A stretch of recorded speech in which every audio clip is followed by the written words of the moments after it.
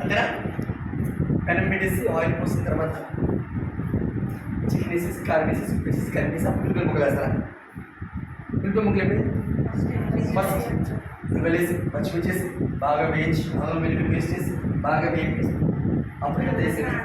అంతేనే కదా? అంటే జస్ట్ ఇంట్లో మనం జస్ట్ తినేసి వదిలేసే దానికి ఫార్ములా ఉందా లేదా? అంటే ఒక ప్రాసెస్ వే ఉందా లేదా? సో అలా అయితేనే అనుకునే టేస్ట్ వస్తుంది. రివర్స్లో ఉంటే ఏమైంది? కష్టం అంటే ఉల్లిపాయ ముక్కలు. అవునా కదా? అయ్యా కదా? అవునే కదా? సో ఇక్కడ ఏంటంటే వెస్టేజ్లోని ఒక అద్భుతమైన ప్లాట్ఫామ్ ఇచ్చారు. ఏంటది?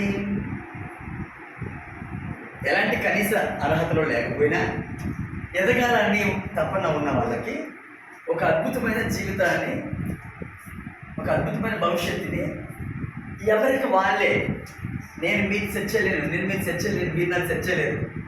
మీ జీవితాన్ని, మీ జీవిత ఆశయాన్ని, మీ భవిష్యత్తుని మార్చుకునే కెపాసిటీ ప్రపంచం మొత్తం మీద ఒకే వ్యక్తికి ఉంది. ఆ ఏకైక వ్యక్తి ఎవరు? కాకపోతే అవకాశాల గురించి తెలుసుకోలేక, ఉన్న స్థానాన్ని వదిలి ఇంకొక వ్యక్తి ఎక్కడానికి ఇష్టపడక, అంతేనా? పక్క వాళ్ళని చూసి ఓరవలేక, పక్క వాళ్ళు అంటే ఆరిపోతూ మన భవిష్యత్తు అభివృద్ధిని ఏం చేసుకుంటున్నాం మనం? నిజమే కదా? సో మరి అలాంటిది ఏదైనా వెస్టేజ్ కాకుండా ఇంకొకటి ఏదైనా ఉండాలంటే ఏదైనా లేదు. అంత పోటీ ప్రపంచం. నిజానో నాకు రెస్పాండ్ అవుతుంటే స్పీడ్ మంచిగా, రెస్పాండ్ అవుతుంటే 2:30 అయిపోతుంది. ఏం చేద్దాం? బాగుంటుంది, రైట్? ఎప్పుడైతే ఇలాంటి పరిస్థితుల్లో మనం ఇలాంటి స్పీడ్ జనరేషన్లో, ఇలాంటి డేంజరస్ జనరేషన్లో ఎటు కాకుండా తెగిపోయిన గాలిపటాలు ఏదో కంపకి ఏర్పడి పెట్టిపోయాం, అంతే కదా? రైట్? ఇలాంటి పరిస్థితుల్లో మన గ్రేట్ అప్లైనర్, గ్రేట్ ఎందుకంటున్నారంటే ఆయన మనల్ని బ్రతిమలాడు, భయపెట్టు, బెదిరించు ఇక్కడికి తీసుకొచ్చింది ఆయన కోసం కాదు. గమనించాలి క్లియర్లీ, ఓకేనా? చాలా జాగ్రత్తగా మనం అబ్జర్వ్ చేయాలి. ఇక్కడ ఏంటంటే అతను దేనికోసం తీసుకొచ్చారంట? ఒక ఆపర్చునిటీ మనకి ఇచ్చారు ఆయన. మనం అడుక్కోవట్లే, రెండమ్మ మీటింగ్ ఎంతమంది అడుగుతున్నారు? మీరు జూనియర్స్ రమ్మని అడుక్కునే వాళ్ళు ఎంతమంది?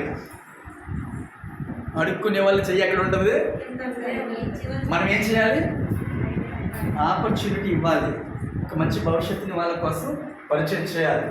సో మనం ఎలా చెప్తామనంటే ఆ వ్యక్తి వస్తే నాకు పీని కలిస్తే చెట్టు పెరుగుతుంది నాకు అంటే మన చెట్టు గురించి ఆలోచిస్తున్నాం. అర్థమైందా? అలా ఆలోచిస్తే ఎవడో రాడు, వాళ్ళకి అర్థమైపోతుంది. నేను ఎంత పాయింట్స్ వస్తాయి కదా, డబ్బులు ఆడుకోవాలి అంటే నేను ఇంటికి వెళ్ళాలి. అలా చెప్పకూడదు. అదే మరి కూడా చెప్పు, నిజంగా నువ్వు చాలా తెలివైన దానివి, ఓకేనా?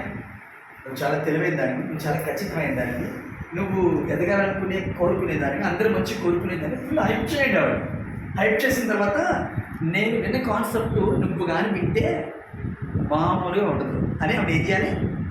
అవునా, నిజమేనా, ఉందా, ఒకసారి చూడు, తర్వాత వేసి అదే ఆప్షన్ ఇచ్చేయగలరు. అప్పుడు ఆలోచనలు పడుతుంది. మనం ఏం చేస్తుంటాం? స్క్రూ పెట్టి అది దిగినా దిగకపోయినా నాట్ కరెక్ట్. స్మార్ట్ వర్క్ చేయండి.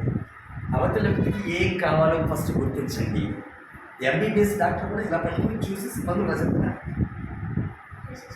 టెస్టులు పెడతారు, స్కానింగ్ పెడతారు.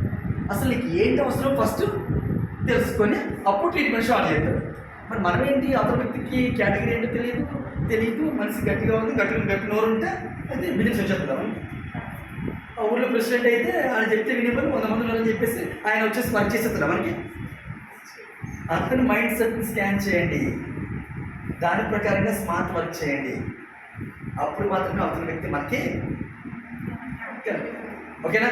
రైట్. మరి ఇక్కడ కంపెనీలోని ఎలాంటి బ్యాక్గ్రౌండ్ ఉన్నా, ఎలాంటి స్టేటస్ ఉన్నా, ఎలాంటి కేటగిరీ పర్సన్ అయినా సరే మళ్ళీ వెస్టేజ్లో ఎక్కడి నుంచి స్టార్ట్ చేయాలి?